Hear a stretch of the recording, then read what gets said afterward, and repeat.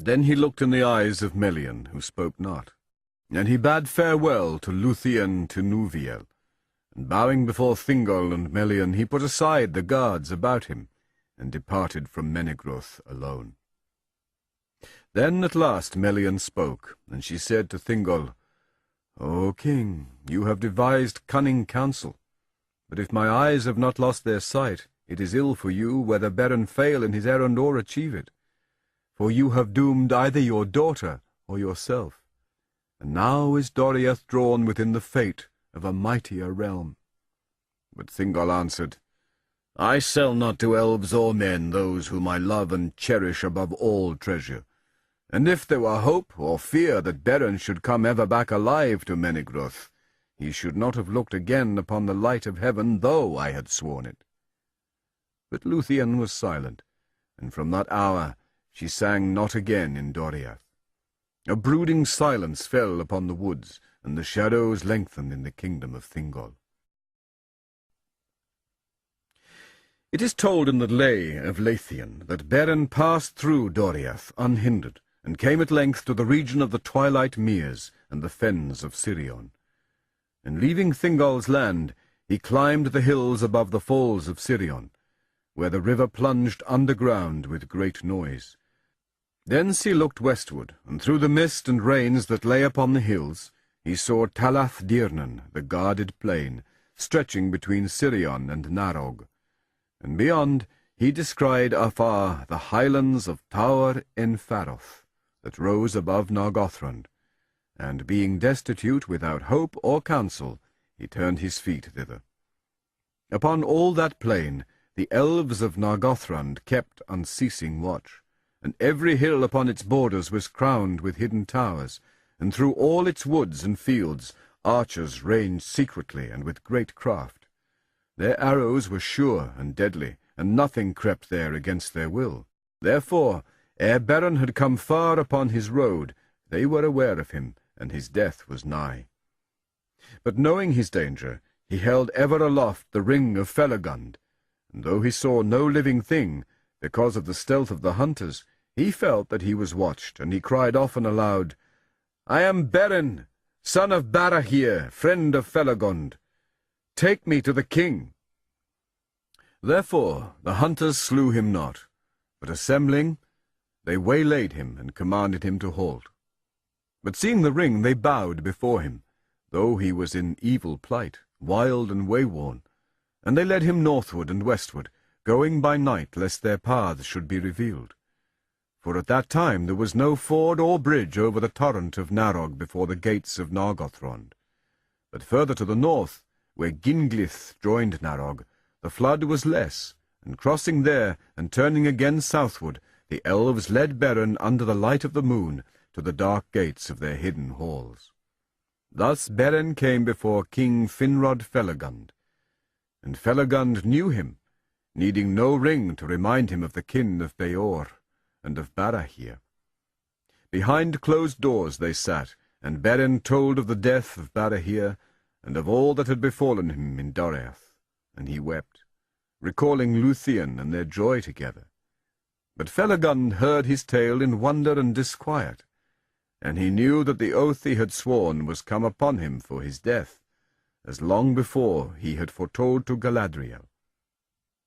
He spoke then to Beren in heaviness of heart. "It is plain that Thingol desires your death, but it seems that this doom goes beyond his purpose, and that the oath of Feanor is again at work. For the Silmarils are cursed with an oath of hatred, and he that even names them in desire moves a great power from slumber. And the sons of Feanor would lay all the elf kingdoms in ruin, rather than suffer any other than themselves to win or possess a Silmaril, for the oath drives them. And now Celegorm and Curufin are dwelling in my halls, and though I, Finafin's son, am king, they have won a strong power in the realm, and lead many of their own people. They have shown friendship to me in every need, but I fear that they will show neither love nor mercy to you if your quest be told. Yet my own oath holds, and thus we are all ensnared." Then King Felagund spoke before his people, recalling the deeds of Barahir and his vow. And he declared that it was laid upon him to aid the son of Barahir in his need, and he sought the help of his chieftains. Then Celegorm arose amid the throng, and drawing his sword he cried, "Be he friend or foe, whether demon of Morgoth, or elf, or child of men, or any other living thing in Arda, neither law, nor love, nor league of hell, nor might of the Valar, nor any power of wizardry, shall defend him from the pursuing hate of Feanor's sons, if he take or find a Silmaril and keep it. For the Silmarils we alone claim, until the world ends." Many other words he spoke, as potent as were long before in Tirion the words of his father that first inflamed the Noldor to rebellion. And after Celegorm, Curufin spoke, more softly, but with no less power, conjuring in the minds of the elves a vision of war and the ruin of Nargothrond. So great a fear did he set in their hearts, that never after until the time of Turin would any elf of that realm go into open battle, but with stealth and ambush, with wizardry and venomed dart, they pursued all strangers, forgetting the bonds of kinship. Thus they fell from the valour and freedom of the elves of old, and their land was darkened. And now they murmured that Finarfin's son was not as a Valar to command them, and they turned their faces from him. But the curse of Mandos came upon the brothers, and dark thoughts arose in their hearts, thinking to send forth Felagund alone to his death, and to usurp, it might be, the throne of Nargothrond. For they were of the eldest line of the princes of the Noldor. And Felagund, seeing that he was forsaken, took from his head the silver crown of Nargothrond, and cast it at his feet, saying, "Your oaths of faith to me you may break, but I must hold my bond. Yet if there be any on whom the shadow of our curse has not yet fallen, I should find at least a few to follow me, and should not go hence as a beggar that is thrust from the gates." There were 10 that stood by him, and the chief of them, who was named Edrahil, stooping, lifted the crown, and asked that it be given to a steward until Felagund's return.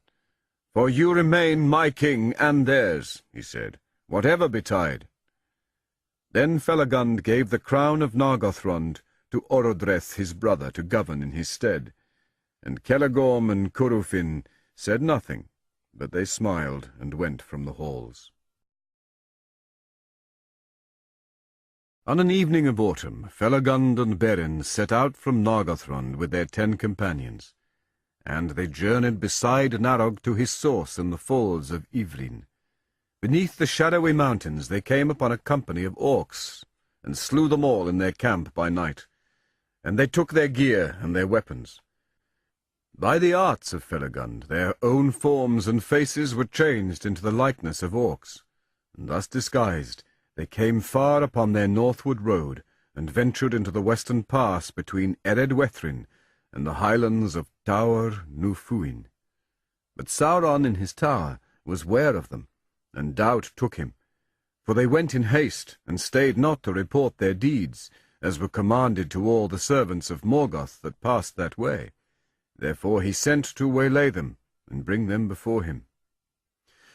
Thus befell the contest of Sauron and Felagund, which is renowned.